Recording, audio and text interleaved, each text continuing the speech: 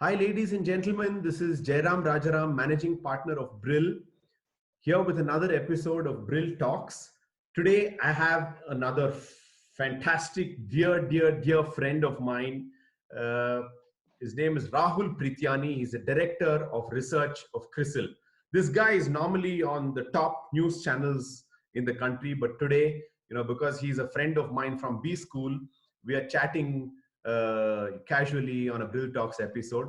Thank you very much, Rahul, for joining me today on a Brill Talks episode. See, today I have two questions and two important things that are running on my mind. One is, how do I get a haircut? Number two, how do I buy oil? So I know it's going to be hard for you to answer the first one, but the second one I know you're an expert in because you've been handling energy, infrastructure, metals, and stuff like that with CRISIL for years now. So what is your take on the oil situation now? So thanks, Jairam. Lovely to be here on this talk, and thanks for the nice and kind words. So clearly, we are all in the hot seat.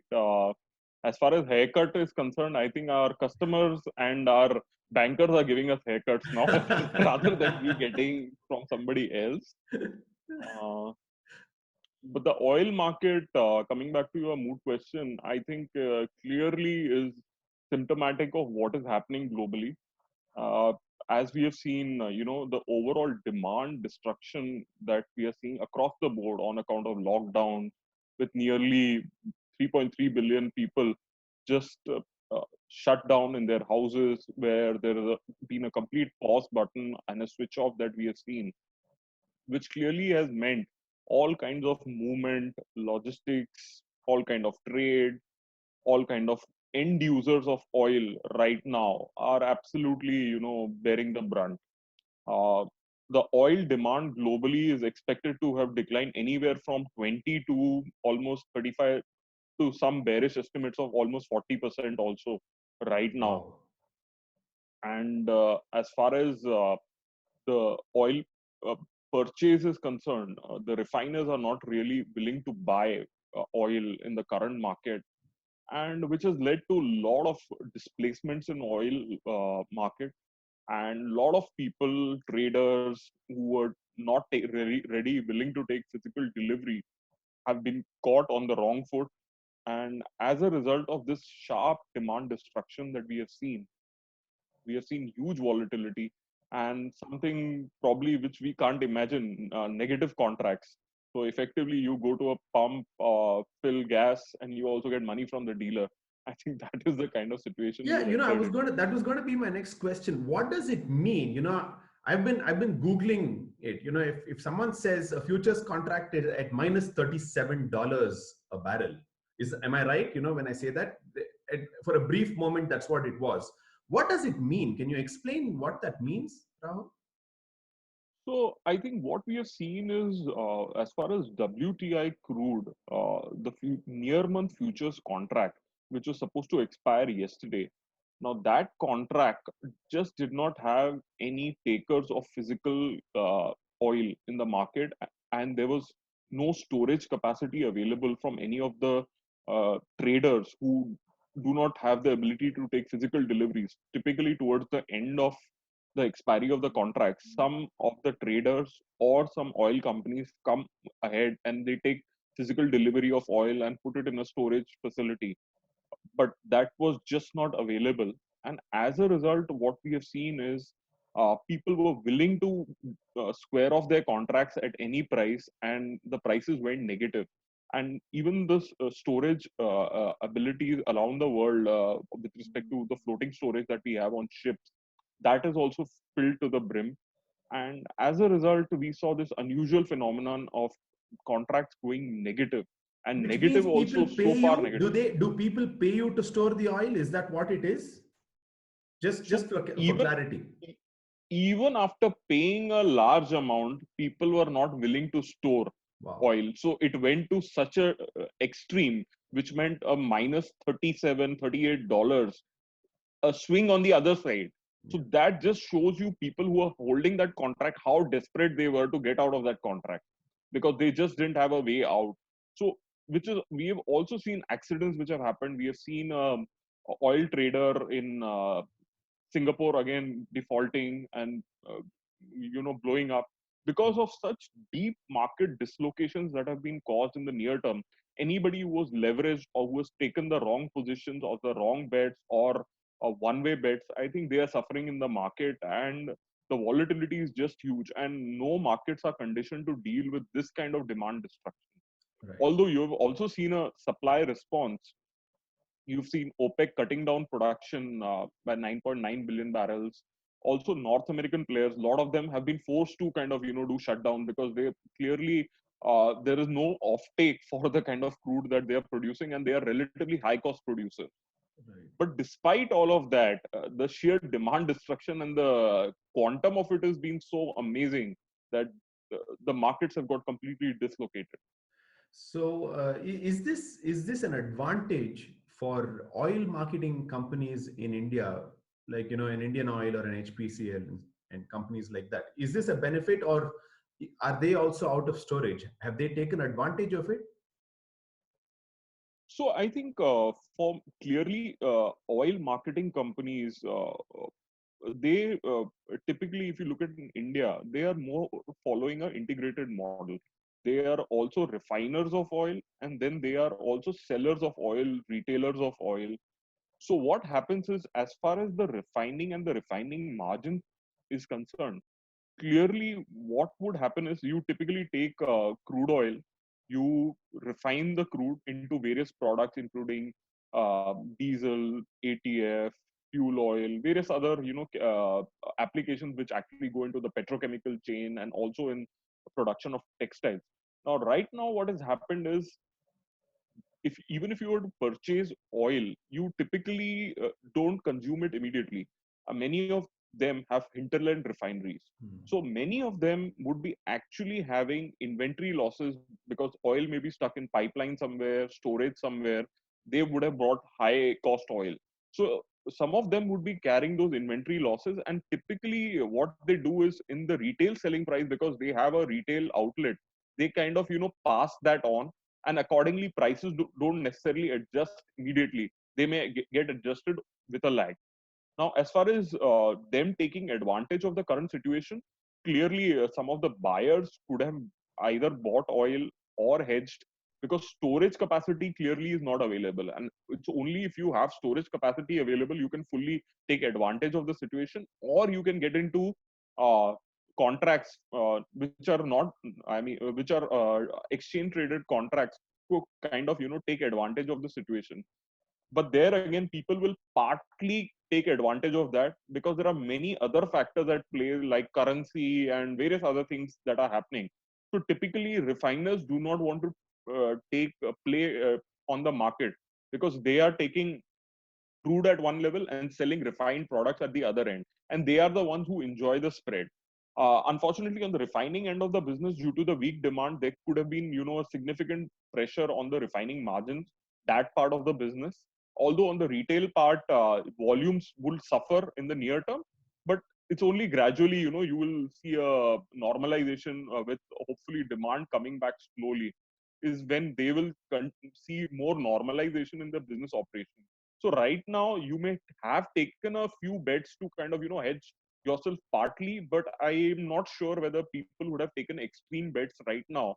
And most of the corporates, including oil marketing companies, would be in the mode of conservation of cash, and they also have a fairly large revenue hit that they would have taken in the near term on account of the demand going down in the Correct. Indian market also. So they would be taking a balance of both. Okay. So now coming back to my original question, as a retail investor, is there any way that I could take advantage of this situation? Which, for example, how do you buy crude? Or future contracts or whatever it is, or which companies to buy? Where do you think there's going to be a medium to long term upside? So see, firstly, I will be constrained to give any investment advice here. Right. But what I can say is the current market dislocations. clearly, if one is looking to take a leverage position in any of the instruments, I think you always carry a risk in case there is a dislocation which lasts for 6 months, 8 months, maybe in 1.5, 2 months, things might recover. So we really don't know how that will pan out. But if you're investing in certain companies over a period of time, depending on fundamentals, and if you believe that the markets are going to come back in terms of volumes, etc., and you see opportunities in terms of pricing, etc., then based on your own wisdom and the investment advice that you have, you can seek investment advice.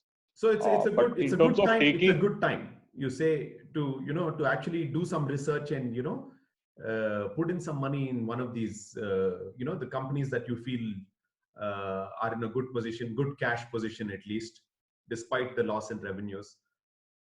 so I think, Jairam, if you look at it, the way we have seen correction in asset prices, at least the commodities and also on the equity side, even otherwise, I think it has clearly shown that the opportunities have arisen in the market. Now, the question from your perspective is, where do you kind of deploy your funds, No, and do and you have how? the See, funds the to thing is, deploy? a lot of people now, if you see Google Trends, right? I was checking it out. There are a lot of people who are saying, how do I buy oil? Okay. What is the best way I can take advantage of this situation? So, I mean, along with me, there are a lot of people all over the world who are saying, hey, oil is zero or probably 20 or whatever it is. It's really low. And this situation is not going to last. So, from that perspective, what is it that people should be looking at without giving names of companies, of course?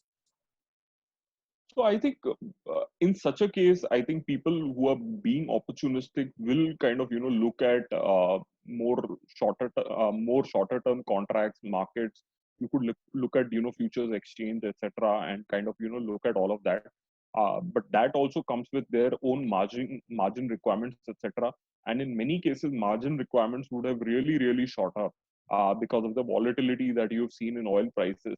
So one could technically look at doing that, but that again is speculation. And as far as investors are concerned, at least normally we do advise you, whatever assets you invest in, have a more longer term view.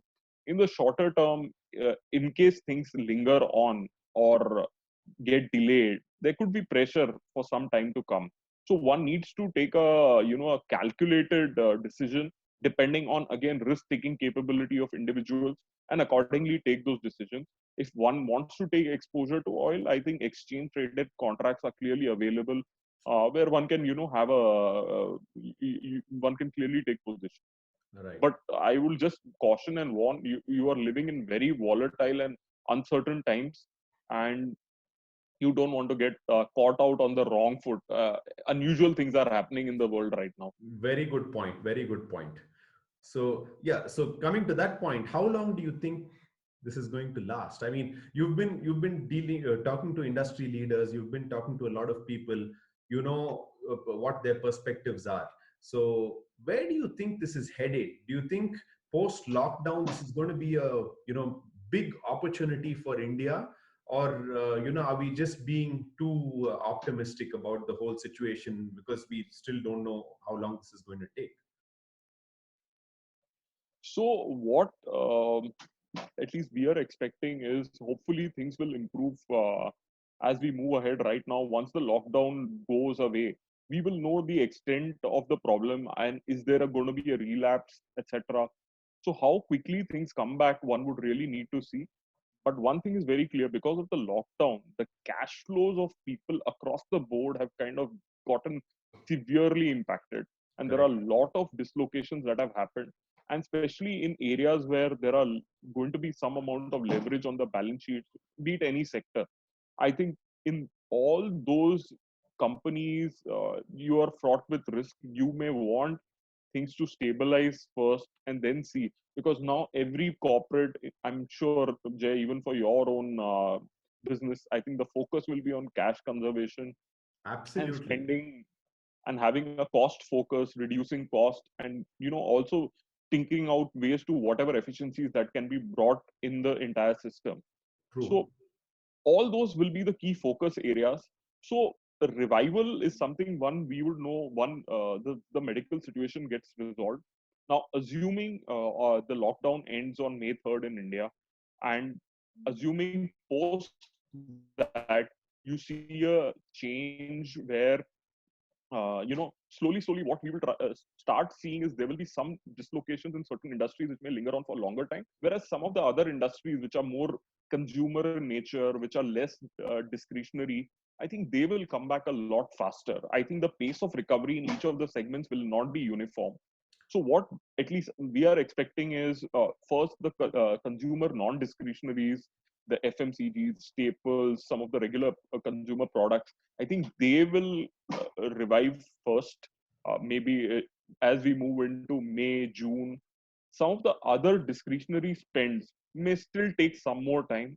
Right. A lot of the materials in our country, they are actually linked to the construction related space, both real estate, infrastructure. Now, some of those segments, unfortunately, are going to run into the monsoon season in July, August. So they may well take the second half of the year to see, a traction coming back. We have also seen labor related dislocations. A lot of the labor has kind of moved away. So for many of these activities to come back, you may really be looking at the second half of the year. Okay. And in some of the other segments like airlines, and you're talking about some of the other infrastructure related spaces, I think the recovery, hotels, tourism, may be a little bit more long drawn, where Yeah. it may just linger on even to the latter half of this financial year. So I think it will take some time. And in the meanwhile, because of the weak balance sheets, some of the people may have to reorient themselves completely, look at alternate business models, and unfortunately, some of the businesses might even disappear. Yeah. I'm seeing that That's happen the already, unfortunately. that's the ground Yeah. realities from the way we are seeing things. And of course, you are already seeing, I think, with earlier in your discussion with Ganga, you already spoke about cost efficiencies, salary wage cuts, job cuts. Many of those things are, you know all corporates are evaluating their P&Ls and trying to figure out what best they can do to avoid all these things. But in few cases it may not be possible, and it may be inevitable. Correct. I mean, the radical changes like keeping only 25% of the workforce in offices. Okay, so that's going to have a huge impact on things like REITs and companies which are focused on office space rentals, right? So it's a ripple effect across the board. Absolutely. I think this will be the defining or the eureka moment for work from home is concerned. And I think the at the receiving end would be the REITs, the commercial office spaces. I think people will reevaluate that cost very, very closely with a close, close with a very close microscope. They will try to cut down on these costs, and even incrementally going forward, I think some of these companies will have to rebuild, and even if they have to operate at much lower rates, they have to be able to provide comfort to some of the clients, that they will be taking all the safety precautionary efforts, Security. etc. Yeah, security. And even it will also mean new things for the real estate. Now, a lot of people in at least the larger cities are realizing probably the safe space that they have is not enough.